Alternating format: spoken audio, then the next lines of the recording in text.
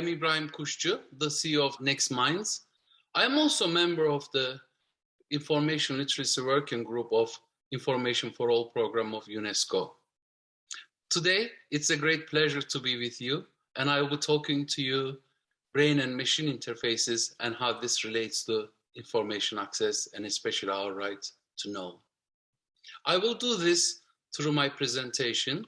So let me share my presentation with you.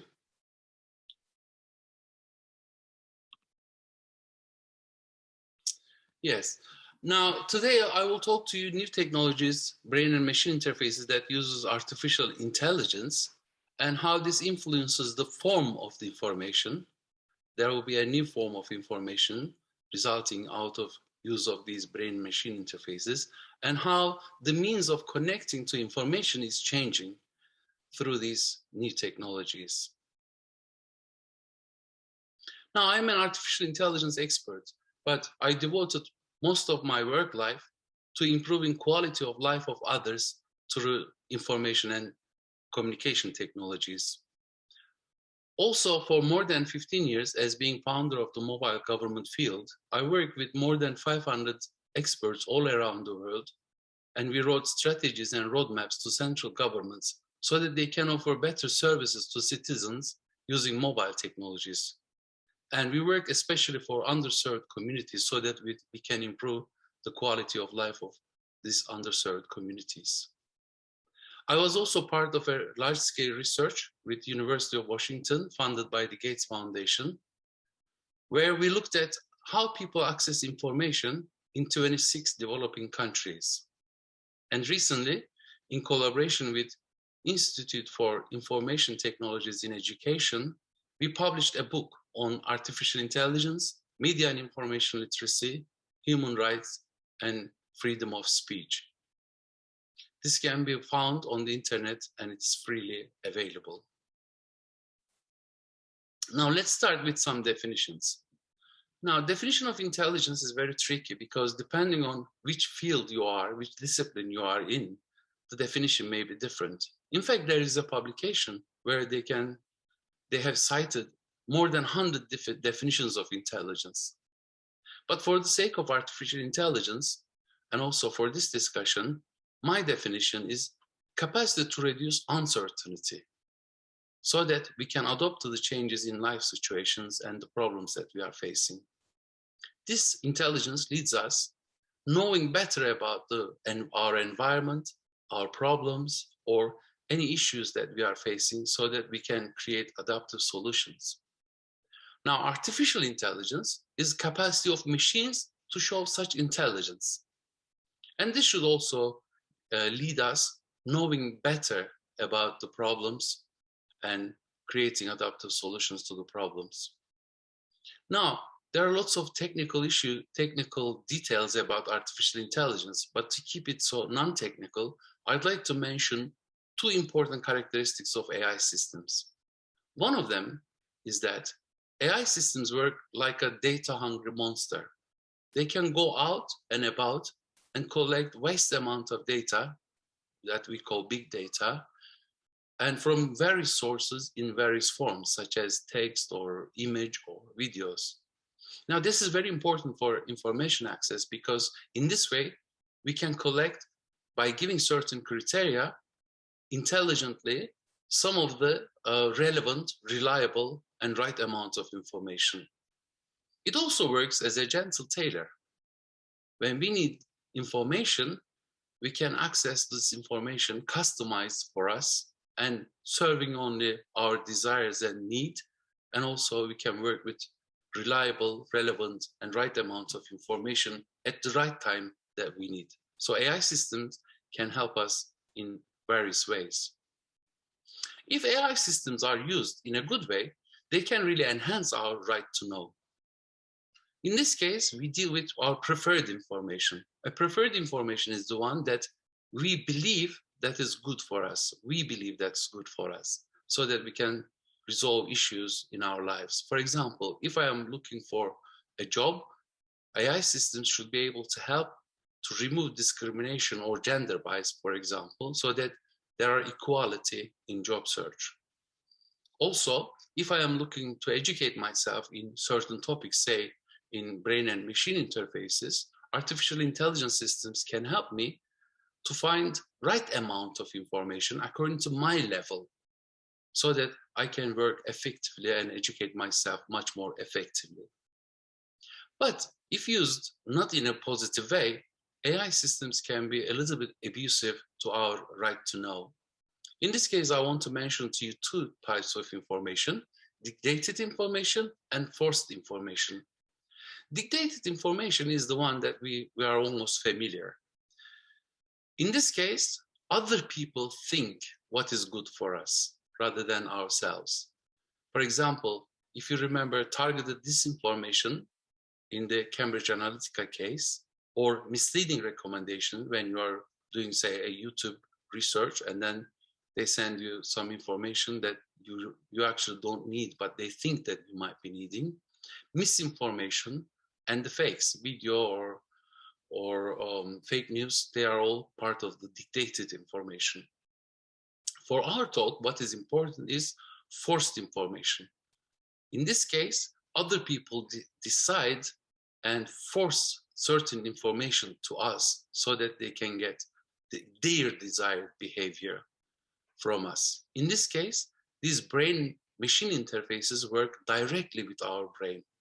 This could be a two-way communication. Either they can read out the signals from our brain, or they can also, or both, they can also send back some signals to our brain and expect us to behave in a certain way.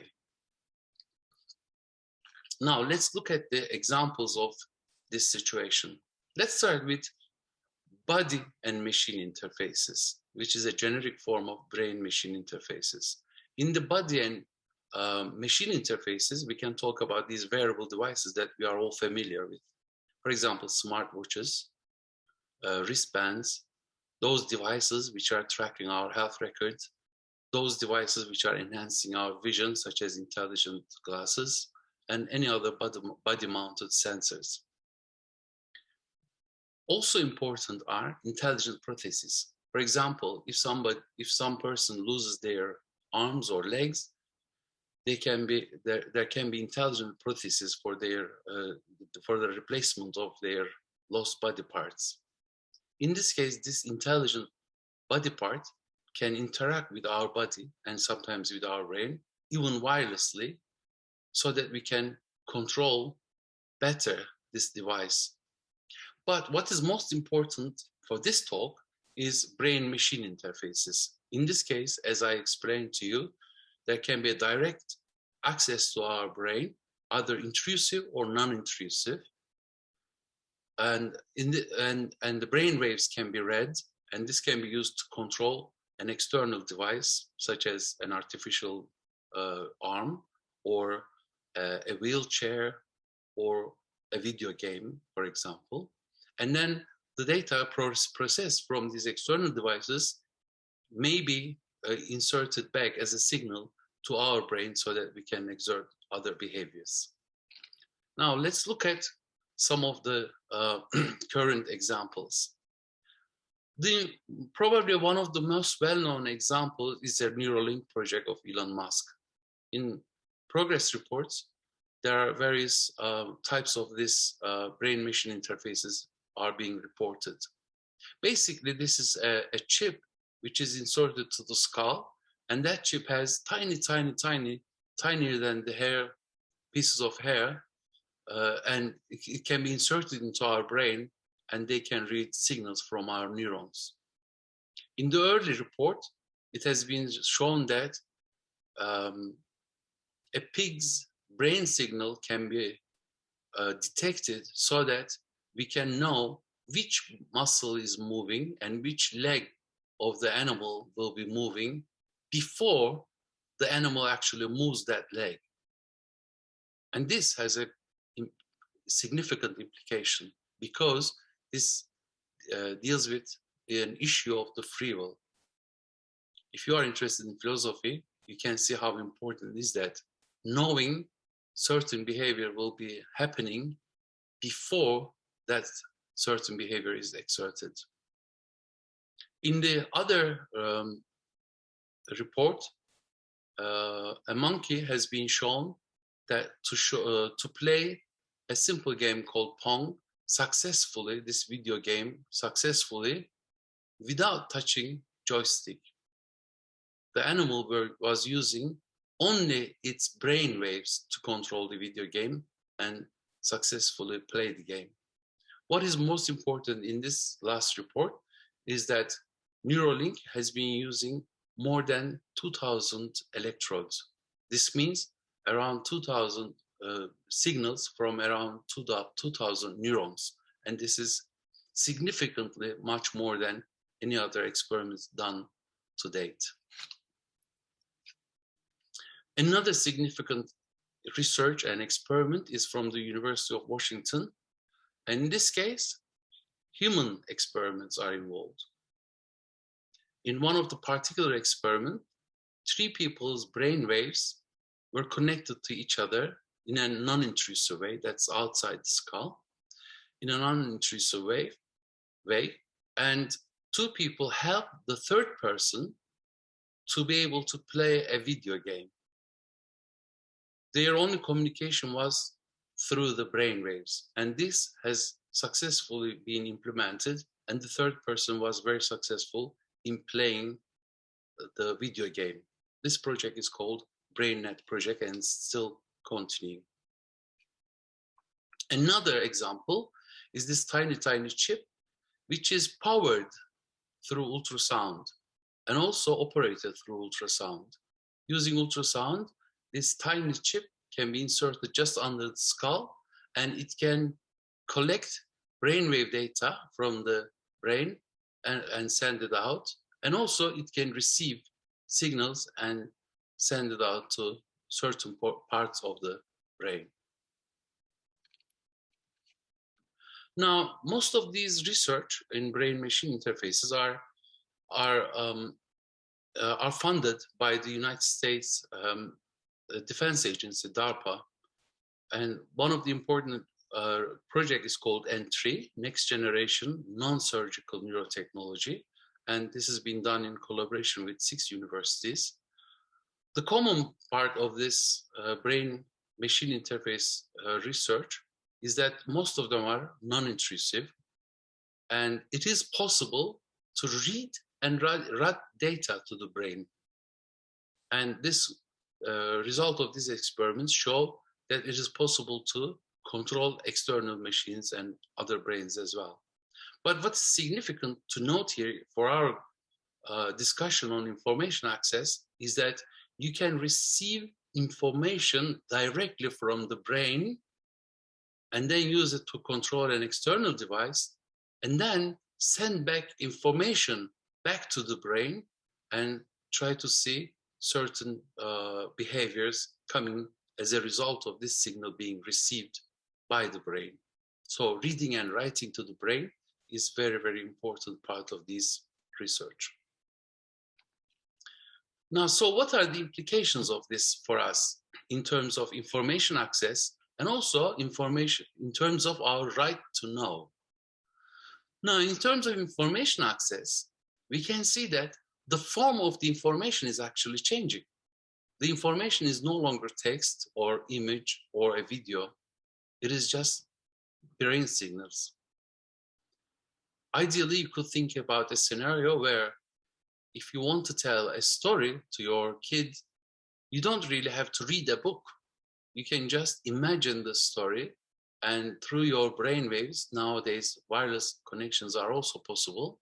Through your brain waves, you could get your kid to be able to know about this story. That's a significant improvement in the form of information. This is also changing source and the target and medium of the information. Now, we are very much used to using external sources such as printed media or social media or any other source of information. But in this case, the source of information becomes directly the brain, and the form and the target of the information is brain. So you can receive data from the brain and send back data to the brain using artificial intelligence powered systems. What does this mean in terms of our right to information? Now, we are very critical that access to information is a right.